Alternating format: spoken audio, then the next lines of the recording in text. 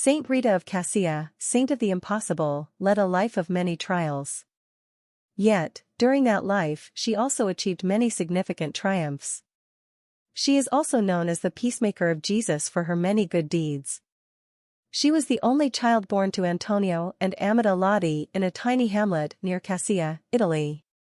Saint Rita's miracles began the day she was baptized when bees swarmed around her cradle. They peacefully flew in and out of her mouth and all around her without harming her or anyone in her family.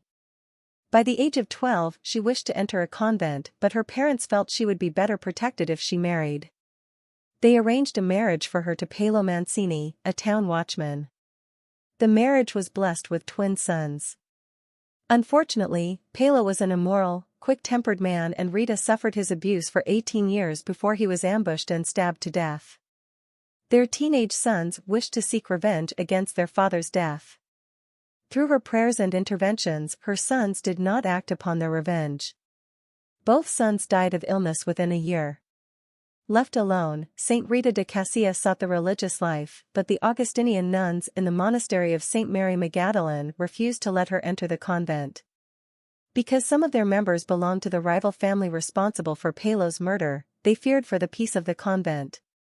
Most stories of Saint Rita agree she was transported to the convent by night through the intervention of her patron saints, Saint John the Baptist, Saint Augustine of Hippo and Saint Nicholas of Tolentino. When the nuns found her inside the convent walls the next morning, they accepted her. Another story of Saint Rita is that she confronted those responsible for her husband's death and implored them to turn to lives of peace. It is said, in the end, the two rivaling families even signed a document declaring their war against each other was over. Rita of Cascia, the widowed mother who suffered great physical abuse at the hands of her husband and mental anguish at the revengeful seekings of her sons, became Sister Rita at the age of 36. Saint Rita lived 40 years as a practicing nun of poverty and doing works of mercy, charity and peace. When she entered the convent, she was given one habit. She wore that habit the remainder of her life and was buried in it. One day, as Saint Rita was kneeling in prayer before a replica of the crucified Christ, she implored, "O my Jesus, let me share in thy suffering at least by one of thy thorns." A single thorn from the crown surrounding Jesus' head speared directly into Sister Rita's forehead. This wound bled until the end of her life. The final 4 years of her life, Saint Rita de Cascia was confined to bed as an invalid, totally dependent upon the charity of her sisters. She ate little more than the Eucharist and she taught the younger sisters. In her final days, she had one request, that a cousin would bring to her a single rose from her family's estate. It was the middle of January and the cousin thought this to be impossible. But when the cousin went to Rita's former home, she found a single rose in blossom on an otherwise bare bush in the family garden. Saint Rita met her divine Savior on May 22, 1457. She was beatified by Pope Urban VIII in 1627 and canonized by Pope Leo IV on May 22, 1900. Because of her many trials and sacrifices throughout her life, Rita the Saint is known as Rita, Patron Saint of Impossible Causes and Desperate Situations. She's often entreated by those suffering the afflictions of abuse, sickness, desperate causes, difficult marriages, widows and wounded people, also those suffering from sterility and infertility. There are many stories about her acts of charity and obedience.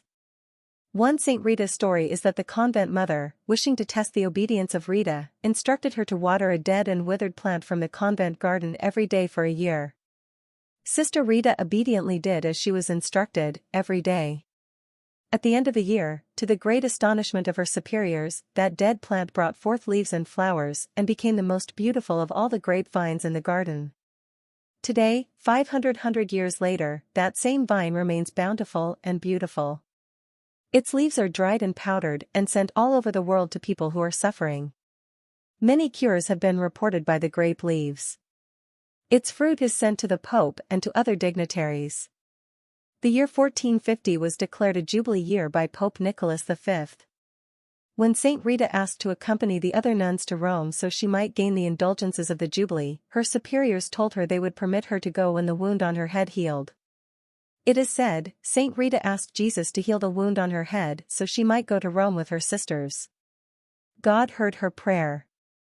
Her forehead was healed and she was granted permission to accompany her sisters to Rome. When she returned, the moment she set foot in the chapel at Cascia, the wound reappeared and remained until her death. Thanks for watching. Don't forget to like and subscribe.